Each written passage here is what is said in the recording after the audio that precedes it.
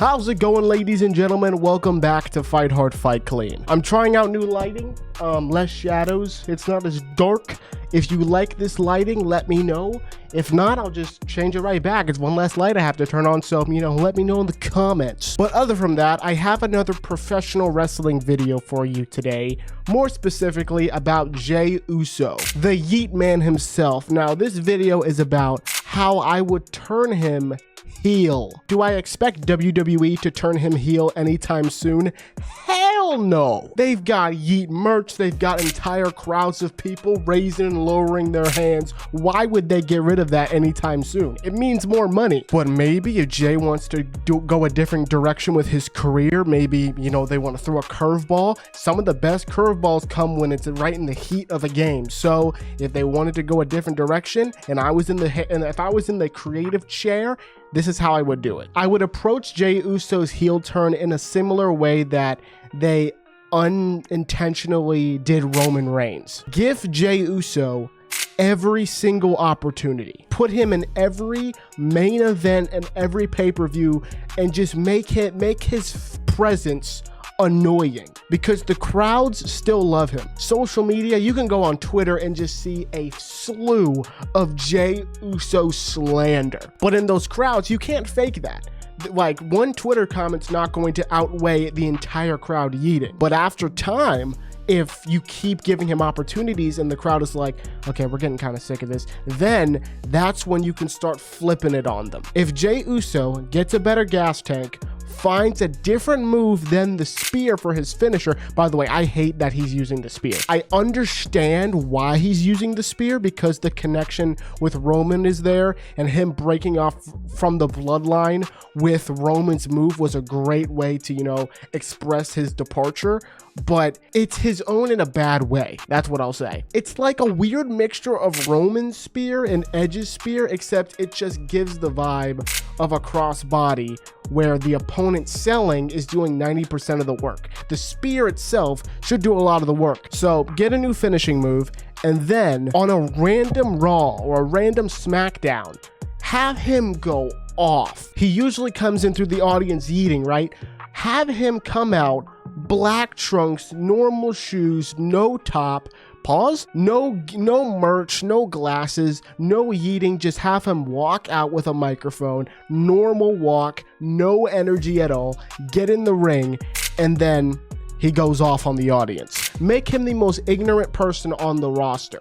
Have him shit on people like LA Knight, who's been the most over on the entire Raw roster, but still hasn't gotten a major opportunity. The biggest opportunity he got was the United States Championship. Have him go off on his brother. That's how you really get, like, when there's family ties and they work that into the storyline, it can be really good. One of the best examples I can think of, Dominic Mysterio and Rey Mysterio. He became one of the most ignorant people in the world, and that's why people hated him. He was snubbing one of the greatest WWE superstars of all time, Rey Mysterio, aka his father, and giving that vibe of the unappreciative kid.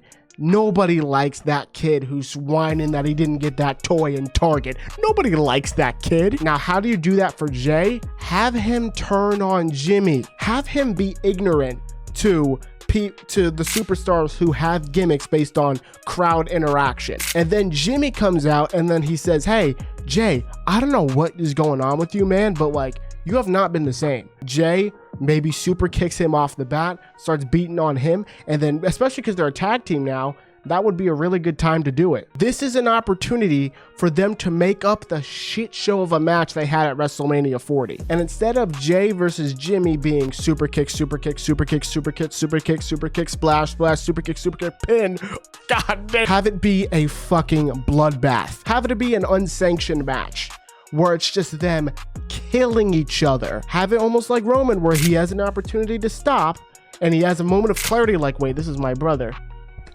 pow, with like a fucking kendo stick covered in barbed wire or some shit. And then that's how, you know, Jey Uso really gets over as a heel. Social media is a large part of what businesses are doing now. If they lean into that, where Jey Uso is like, you unappreciative fucks, I've been busting my ass interacting with y'all for years, but you want to give me shit because I'm getting the opportunities, that's how he should do it. Or that's how I think WWE should do it. Or what they could do, have him become almost like a child of the Wyatt Six. I missed the era where every single Raw, there was a certain element of spookiness where nobody was safe from the Wyatt family. Nobody was safe from the Fiend.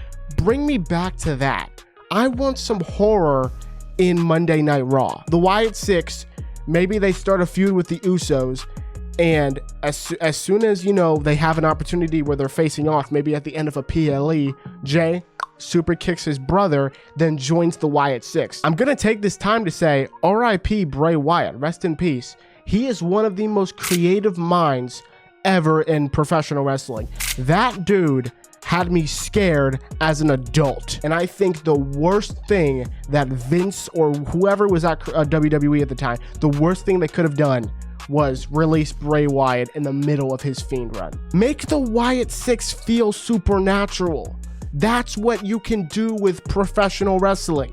Make them supernatural. So like I said, either have Jey Uso come out being super duper ignorant, super kick his brother. I think his brother should be at the core of this all, where something has to happen between him and his brother for the moment to occur, the heel turn. He really takes on the role of, no, the crowd is not interacting. No, it's not us. It's just me. Or have him join the Wyatt Six, give him again a new finish, and almost have him be a puppet for the Wyatt Six to just do whatever they please.